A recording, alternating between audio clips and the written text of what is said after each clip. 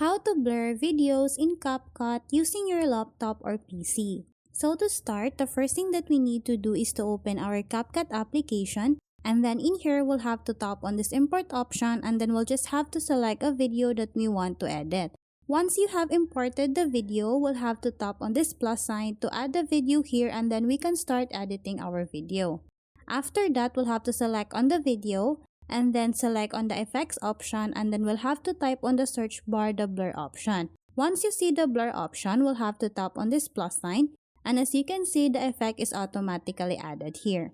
After that, we'll have to select on the blur effect, and then once you do that, you'll have to go on the right part of the screen, and then in here we can now edit the transparency of the blur effect. As for me, I'm going to set mine to 25%. After that, we'll have to tap on this mask option, and then in here you can see different shapes for the blur effect. And then to use this one, we'll have to tap on this add mask option, and then in here I'm going to select the rectangle option, and then after that I'm gonna bring my cursor here so I can move the blur effect in the video.